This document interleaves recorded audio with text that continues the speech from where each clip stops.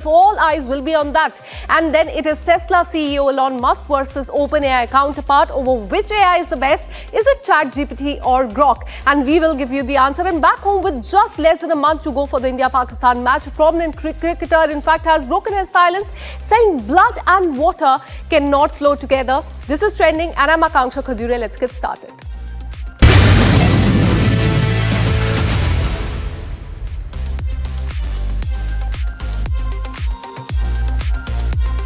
Well, amid the hue and cry over Trump tariff tantrum, S&P Global has stated that India is unlikely to see a significant slowdown from the higher US tariff, and this comes almost a week after 25% tariff on Indian goods came into effect, and then another 25% Russia penalty was announced by American President Donald Trump. But what we are learning so far, as per the reports, there will be no slowdown in the economy, and in fact S&P Global states that the blow will be cushioned due to, in fact, as far as this tariff is concerned, this is the data that has come out that there will be no slowing down of the economy as far as India is concerned.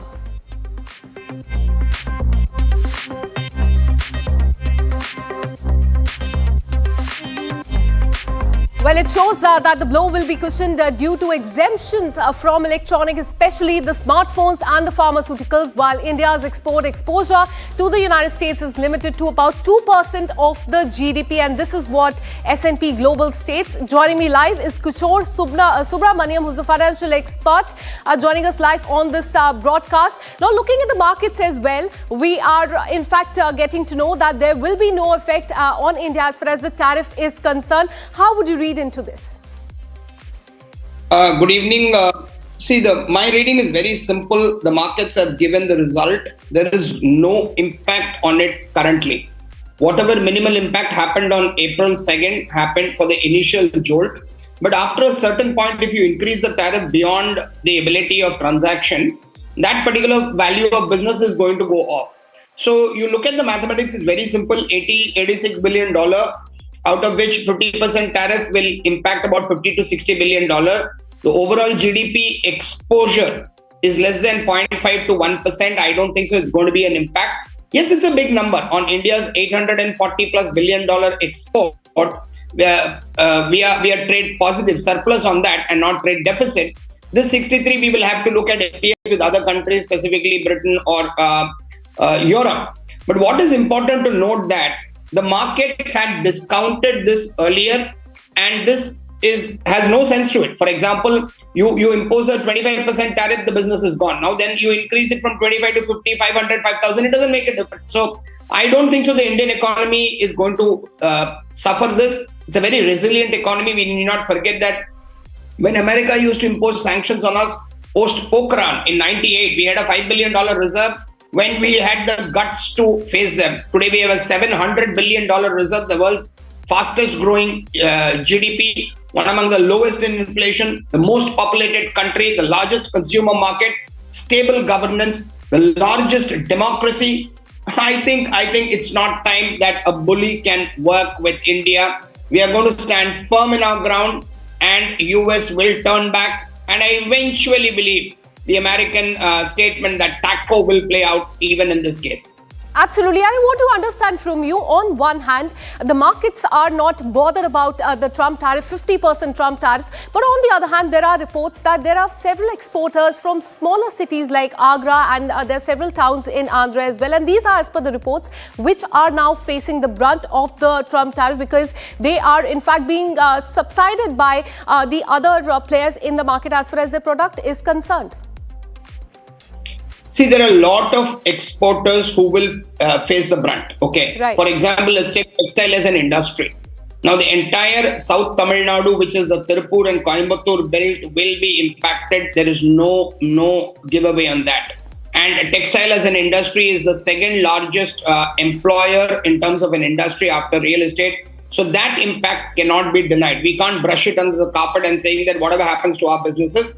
But I think if America is going to ask for a quid pro quo in terms of asking us to allow our import for their dairy products and agricultural products, that's a strict no for three reasons. One, we do not want GM produced vegetables, fruits, whatever. Number two, we cannot play with the vote bank politics because that's a very critical thing in politics and farmer is a large vote base. Third, if America has the policy of America being first, India also has India first as the policy. And today we are not like a Vietnam where 37 to 40% of our exports depends on a single country. Let's not forget that in the last 2 years, the FDI has come from 169 countries. India is amazing as a destination. It'll be hard for America to ignore. Yes, the labor force, the unemployment, the cascading impact of industries will be there. But we will find alternate, and this is a great time to do farmer reforms. This is a great time to do domestic reforms. This is a great time to give subsidy to certain exporters. And this is a great time to build up friendship with Africa, Europe, Britain, and many other countries on trade so that we can soften and give a cushioning impact to the exporters who are directly impacted. Absolutely, and very important to point out that out of the 50%, the 25% is for because of us purchasing oil from Russia. And in just another 2 days, Donald Trump and his, in fact, Russian counterpart will be meeting in Alaska. How important is that according to you, sir? It is extremely important, and there are two posturing which the Indian government has done. One is going to China. The second point is that August 25th is a deadline. I don't know whether that's going to happen now or not in terms of the American representation for the 6th round of talks. But in case that happens, I think America will soften its stand, because if you look at the large business houses, and let me give you a straight and open statement. Today, if our Honorable Prime Minister, Mr. Modi, declares a H-1B action against America in terms of saying that I want Indians to come back, just a call for. Do not forget that the entire American IT and ecosystem is dependent on our laborers or our IT workers. And these are intellectual workers. These are not blue-collar workers who can be replaced. So these are white-collar jobs, and it's very critical. I think these meetings are going to be very critical. Negotiations will go on. We saw what happened with China. China is probably the only country which stood up to the US bully and said, no, nothing doing. I think India is the second country which will stand firm on its ground. Discussions and negotiations will go on. Mr. Donald Trump thinks these are firm actions for strategic negotiation and tactical.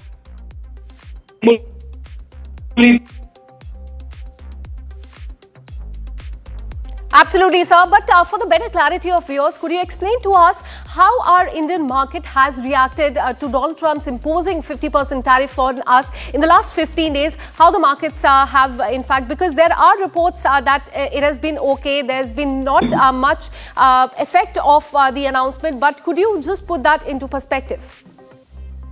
The markets have actually not even reacted negative. In fact, it's reacted positive. If you look at the day this Trump tariff was first announced in April, on April 2nd, the market tanked. There was a 3.5%, 4% correction. That was a big tank, big shocker. But after that, after the market has recovered in the recent 25% announcement early August and an additional 25% in the next 24 hours, the market did not give anything. It was hovering around 81, 82,000. It's 80, 81,000. It's hovering around the same point. So technically, if you look at a percentage point of the Sensex drop, absolutely. So there's been no effect on the market so far. Thank you so much, sir, for speaking to Republic TV and putting this entire effect on the Indian market into perspective. And we have a breaking news coming in. Top Court has upheld the order on the stray dogs case. Supreme Court today has said that over the past 2 decades, systematic failure of authorities, now is not the time for any resistance or any sort of hesitation born of complacency. It is a time for decisive and collective action is what the Supreme Court has said as far as the stray dog menace case is concerned. Let me go across to Ridham Bhardwaj, who's been tracking this story very closely. Ridham, tell us what the Supreme Court has said as far as the stray dog menace case is concerned. Let's tell our viewers that the Supreme Court has passed a brilliant 19-page order in which they are putting forward all the concerns of all the sides, which is the dog lovers and the people who are following the order.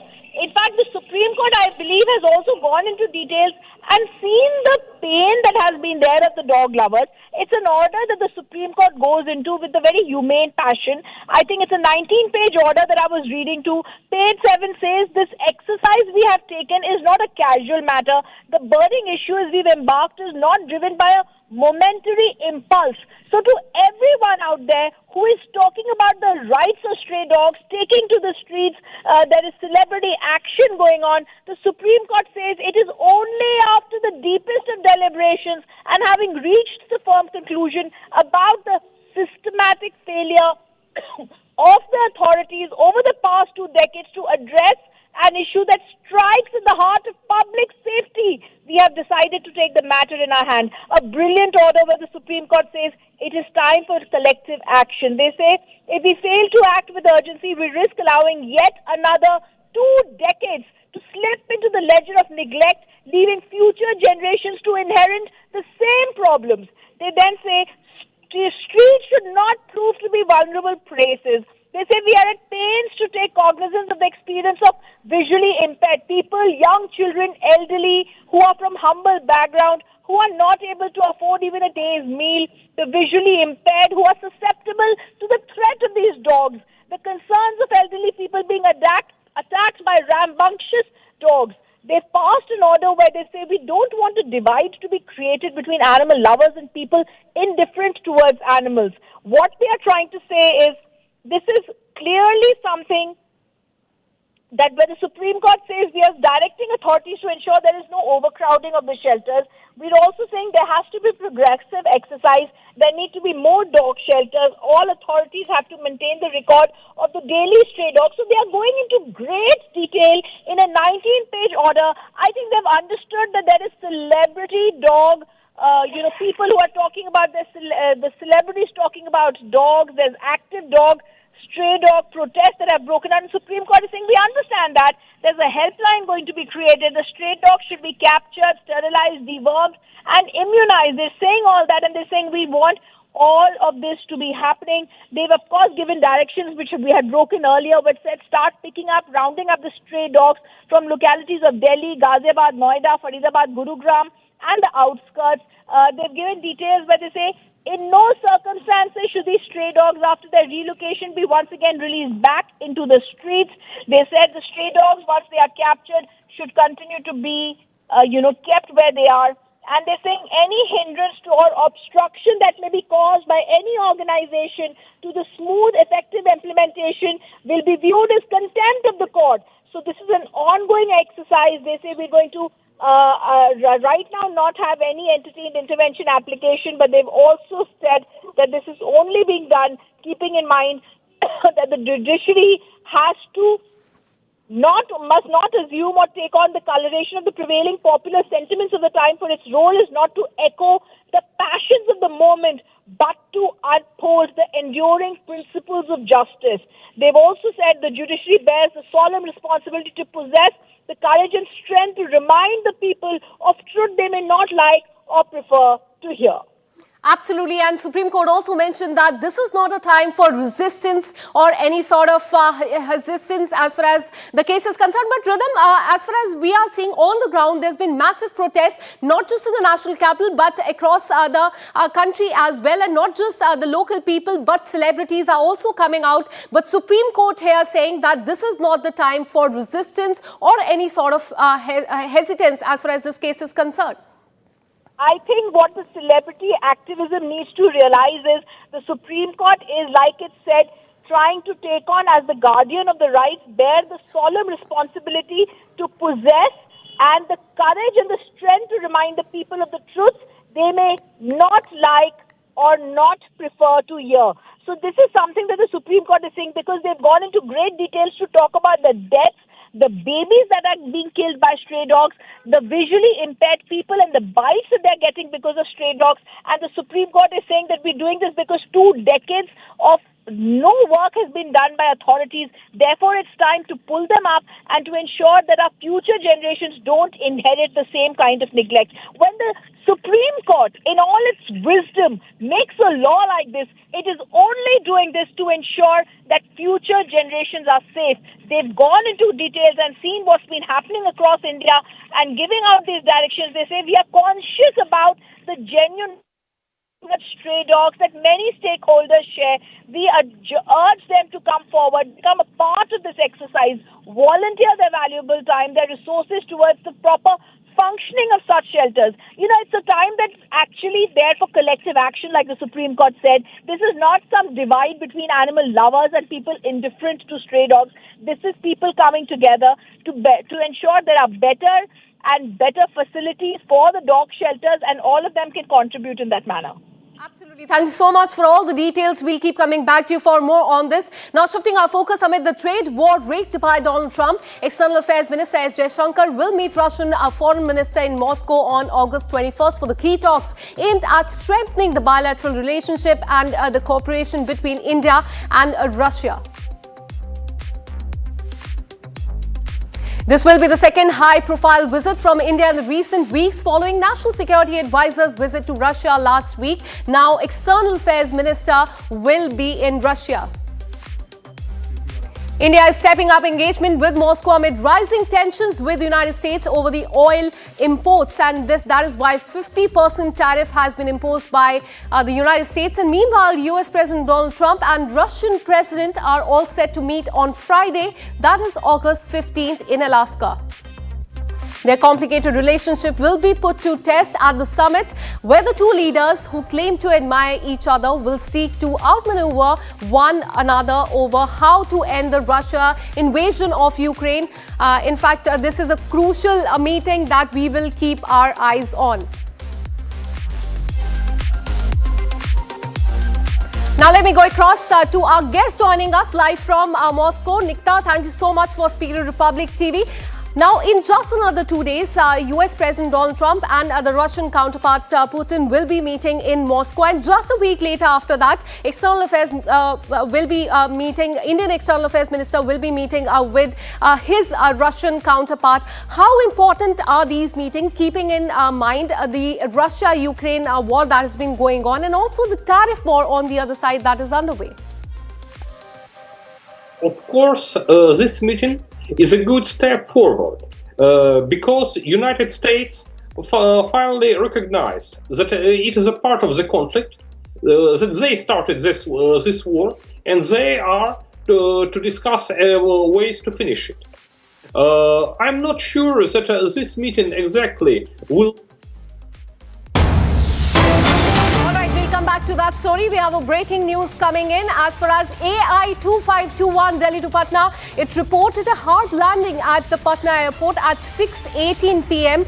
Today, and the technical issue during the landing, in fact, reported to regulator as well, that is DGCA. But this is very concerning news that is coming in from Patna airport. We're learning that at around 6:18 p.m. Delhi to Patna, AI 2521 reported a hard landing, and there was a technical issue that was reported, and now all these details have been given to DGCA by Air India. Another, in fact, such technical snag has come to the fore as far as Air India is concerned. There was a landing scare, there was a hard landing at the Patna airport is what we are learning. Very concerning, given in the last 2 to 3 months, how many such cases have come to the fore, and especially keeping in mind what happened in June earlier this year when there was a crash as far as Air India is concerned. And now another landing scare that has come to the fore from Patna airport at 6:18 p.m. in the evening, and we're learning that all these details have been given to DGCA, which is the regulator. But once again, we'll in fact try and connect to our reporters as to what this technical issue was which led to this hard landing at the Patna airport, and get more details as to what happened there. But another technical fault aboard Air India took place today, and the flight is AI 2521, and it was Patna bound, Delhi to Patna, and there was a hard landing, and that was in fact done by the pilots at the Patna airport. And the issue that has come to the fore is not clear as of now, but we are learning it was some sort of technical issue that led to this hard landing at the Patna airport. Once again, AI 2521 Delhi to Patna reported this landing scare at 6:18 p.m. in the evening is what we are learning, and several such cases have come to the fore in the last 3 months. Ever since that case has happened in Ahmedabad, many people lost their lives. Nothing has changed in the last 3 months. In fact, time and again, Air India was pulled up by DGCA. But once again, what we are learning is there was a technical snag at the Air India flight at the Patna airport. Let me go across to my colleague Harsha, who's been tracking this story very closely. Harsha, what really happened there as far as this Air India flight is concerned? What was the technical issue that has come to the fore? So, Akanksha, we've gotten to know that the technical issue was with the tire, and it was a hard landing which was reported at around 6:18 p.m. in the evening when this Delhi to Patna AI 2521 landed at Patna airport, and the pilot told the ATC immediately there's some technical issue while landing, and the landing was very hard, and the ATC and the regulatory body were immediately informed about it. Right now, what we have gotten to know is that Air India, this particular aircraft which landed at Patna airport at AI 2521, has been taken to the isolation bay. It has been AOG, which is aircraft on ground. The next Air India flight from Patna to Delhi will not operate until and unless the tariff has been fixed, because the suspected hard landing was very hard and it was very near to the open field area, and at runway it was a hard landing, which is the primary issue which is telling us that there was some issue with the front tires of the aircraft, and we have gotten to know right now the aircraft is AOG. More details are awaited as there has been no statement from the Air India which has been shared till now. Only we have gotten to know that regulatory body has been informed about it, and the details of the crew and the pilot in command and the second pilot in command has been shared with the regulatory body. The number of passengers who are flying in the aircraft has also been shared with the regulatory body. More details are awaited, but this aircraft will not fly back from Patna to Delhi until and unless the technical issue is fixed by the maintenance agency at Patna airport. Absolutely, Harsha. Not the first time that such an incident has come to the fore. In the last few months, we have seen many such cases, including that case where several people lost their life. What has Air India now, in fact, told the reporters, first of all, and then DGCA, which is the regulatory body? What details have they shared with the DGCA?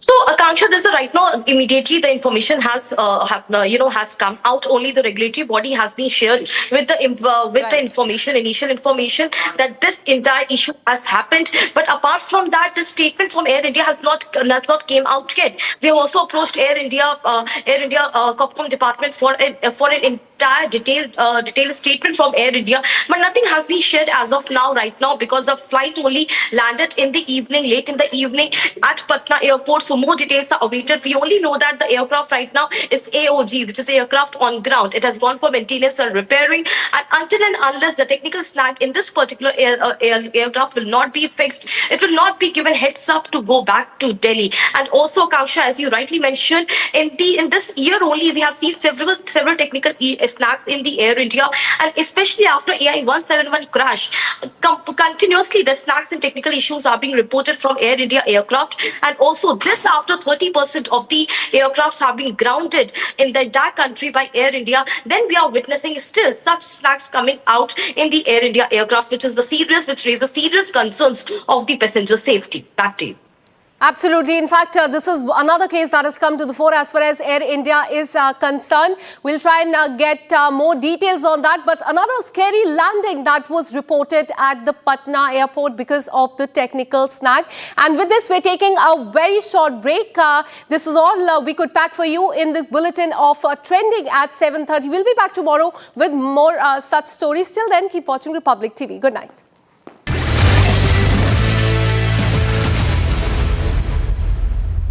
Amity is proud to announce the commencement of its 12th university in India, Amity University, Hyderabad.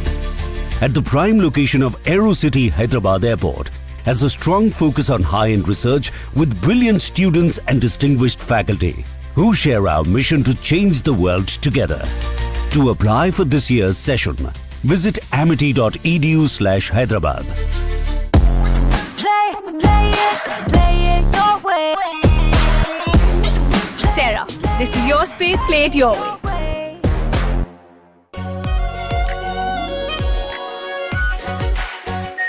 Our pure Shahi Paneer Masala. Delicious, healthy, every day. Bharat की अपनी दुकान India सोना, अपने देश का सामान India सोना, India सोना, इंडिया सोना। ये है सीक्रेट रेसिपी MDH का जीरा सिप जल जीरा मसाला। सिप सिप जीरा सिप MDH का जलजीरा जीरा सिप MDH का जलजीरा जीरा सिप। केसरिया से मन जोगी हुआ रे, दिल झूमे देखो मतवारा हुआ रे। केसरिया से मन जोगी हुआ। हर पल मनाओ केसरी त्योहार।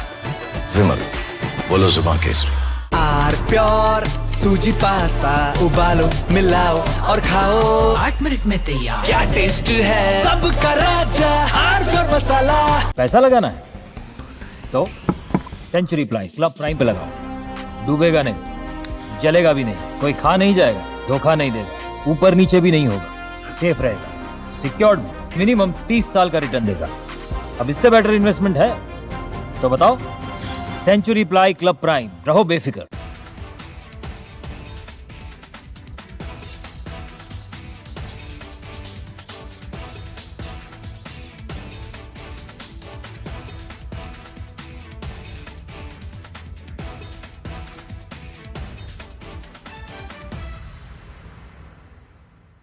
In the contested waters of the South China Sea, a dramatic and deeply embarrassing incident unfolded involving Chinese and Philippine vessels.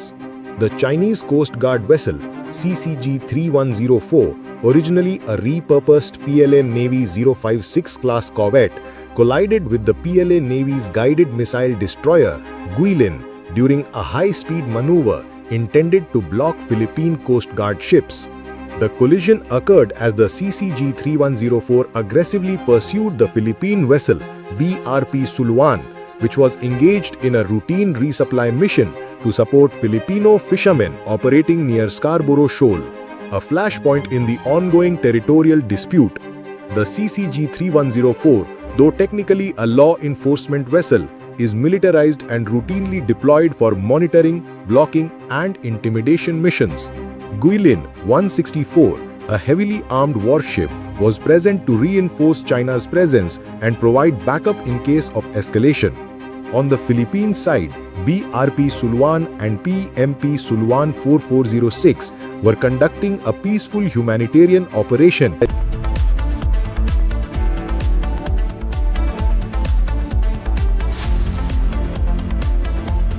थोड़े में ज्यादा स्वाद यही तो है इसकी खास बात। वाओ मामा क्या स्वाद है। अरे मेरे राजा पैसा लगाना है तो सेंचुरी प्लाई क्लब प्राइम पे लगाओ। डूबेगा नहीं, जलेगा भी नहीं, कोई खा नहीं जाएगा, धोखा नहीं देगा, ऊपर नीचे भी नहीं होगा, सेफ रहेगा, सिक्योर्ड भी, मिनिमम 30 साल का रिटर्न देगा। अब इससे बेटर इन्वेस्टमेंट है तो बताओ। सेंचुरी प्लाई क्लब प्राइम, रहो बेफिक्र। दादी के हाथों का जादू और खुशबू से महकता घर, माँ की मुस्कुराहट और खाने की सुगंध। MDH गरम मसाला, क्योंकि हर रिश्ता है स्वाद से जुड़ा। केसरिया से मन जोगी हुआ रे, दिल झूमे देखो मतवारा हुआ रे। केसरिया से मन जोगी हुआ। हर पल मनाओ केसरी त्योहार। विमल, बोलो जुबान Kesari.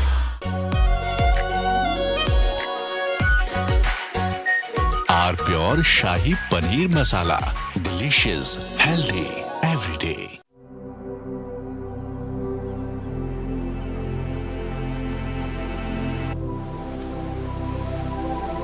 Being a legend means reaching a point where no one else has.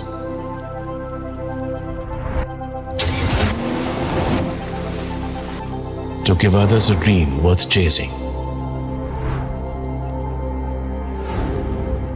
10 years of Creta, legend forever.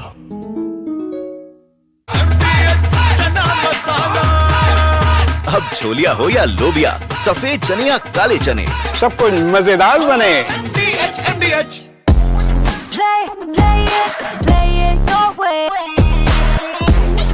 Sarah, this is your space, play it your way.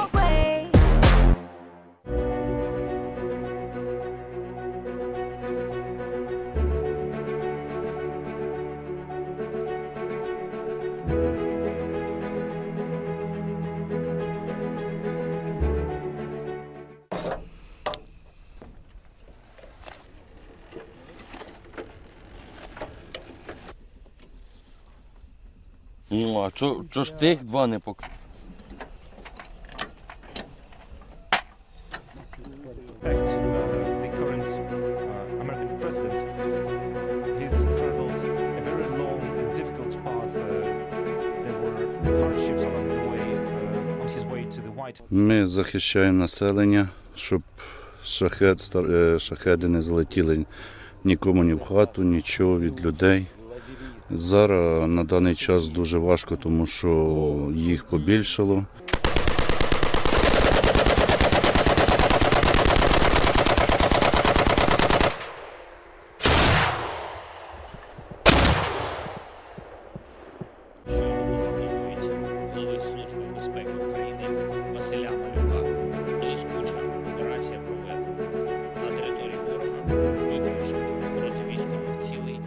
Були сьогодні доповіді наших військових, фронт, особливо Добропілля, Покровський напрямок.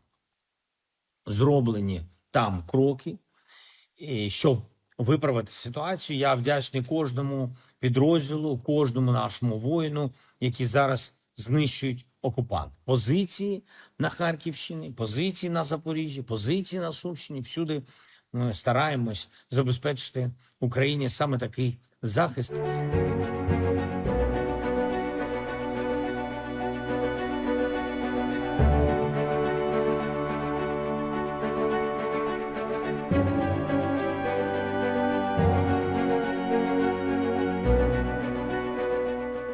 I was a little bothered by the fact that Zelensky was saying, well, I have to get constitutional approval. I mean, he's got approval to go into war and kill everybody, but he needs approval to do a land swap because there'll be some land swapping going on. I know that through Russia and through conversations with everybody to the good, for the good of Ukraine. Good stuff, not bad stuff. Also, some bad stuff for both. So there's good and there's bad. Army foils infiltration bid along